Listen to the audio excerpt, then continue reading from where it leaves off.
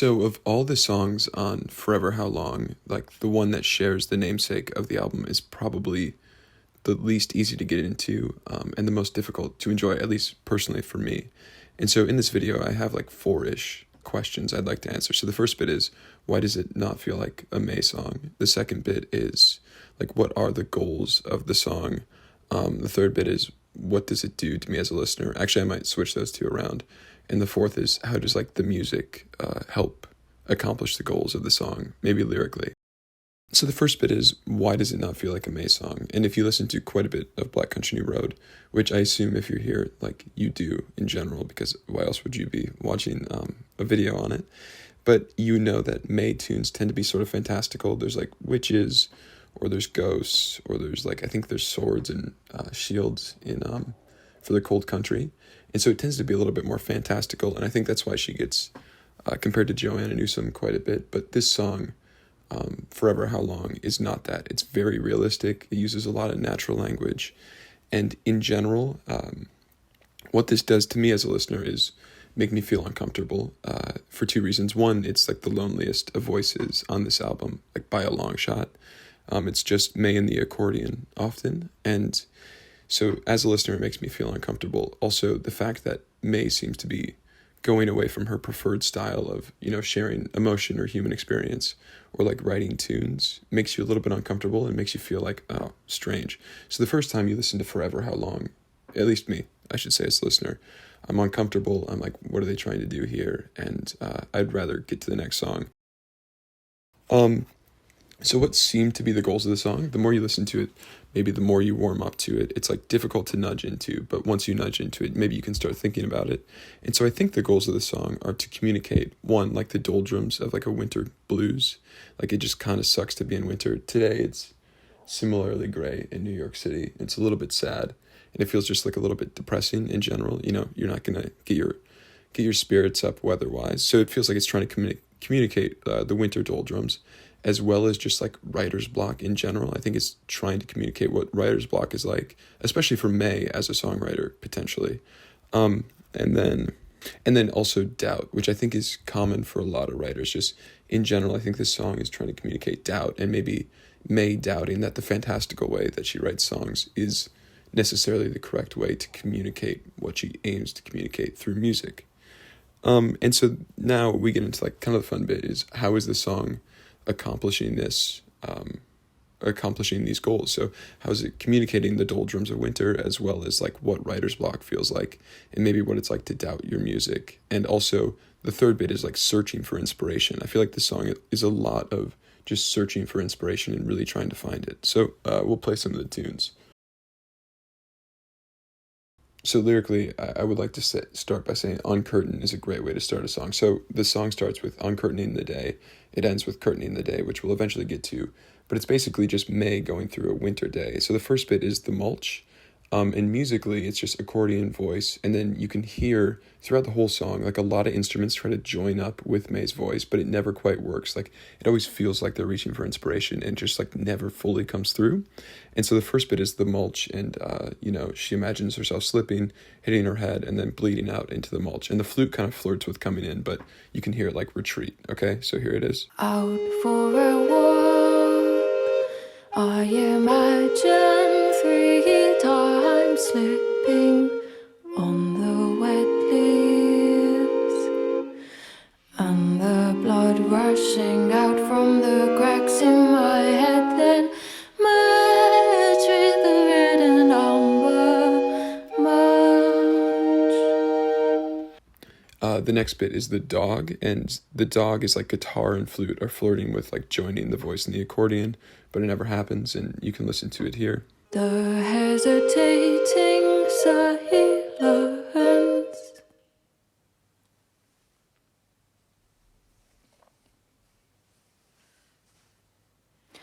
between the man and the dog, overdone routine, the man reaches down to pick up the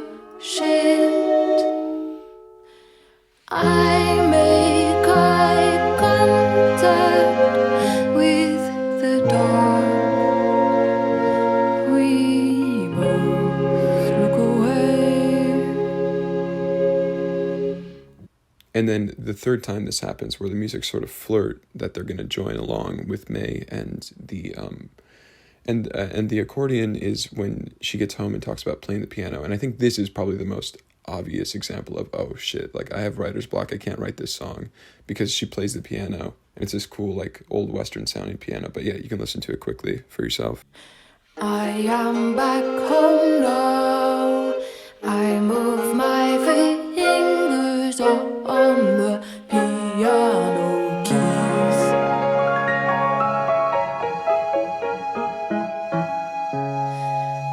And I am back to thinking whether she's sobbing in the little again.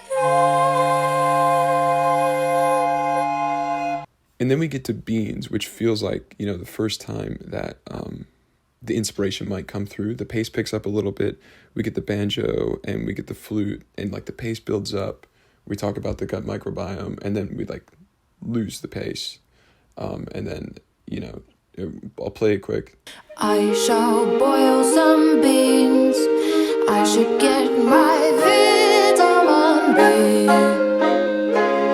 The last video I watched told me the pH of my gut microbiome was certainly causing my blues. Right, so we lose the pace, and then she fills herself with fiber, and the dust begins to set.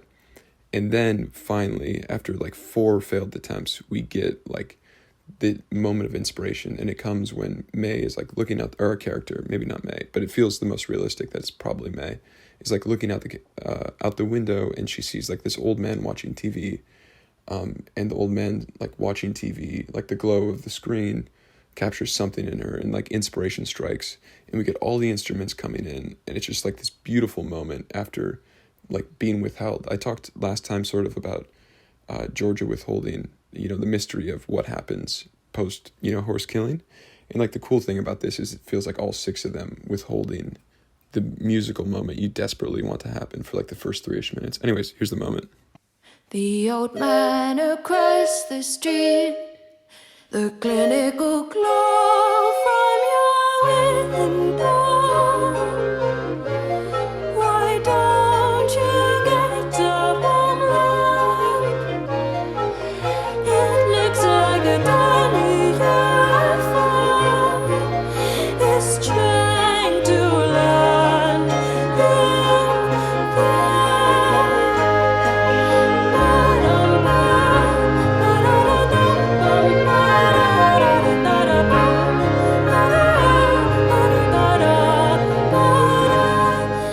But the sort of like sad bit of this song is like after that moment, you know, it fades away, and the blues come back, and you know, May's sad, and not necessarily sad, but she curtains the day. And then if you like repeat the song, it's like the uncurtaining and the curtaining. It's just like this thing about the doldrums and winter blues. And like, yes, there are moments of inspiration in it, but in general, the majority of winter just like feels a little bit sadder. I don't know, it's a very cool tune. And, you know, it's not like my favorite May tune on the album, but I think it's like what they did is incredible. The last bit I kind of want to talk about, first off, is it reminds me of the This Is Water thing, where David Foster Wallace is talking about like being in like line at a grocery store, and he says, like, to quote it, "It will actually be within your power to experience crowd-hotted, slow, consumer hell type situation as not only meaningful but sacred, on fire with the same force that made the stars, love, fellowship, mystical oneness of all things deep down." And it's just like this idea that if you really pay attention, you can like see things for beautiful and as they are, and like in the moment. And the other bit it reminds me of is there's this in Let Us Now Praise Famous Men, which is this James Agee book about the like tenant farmers in the South during the Great Depression. He's struggling. He's like driving along and struggling to figure out how he can communicate to the readers like how much he cares about and like loves these farmers, and he's struggling. He thinks like maybe the way he doubts the way he's doing it, and has been doing it throughout the whole book, is the right way to do it.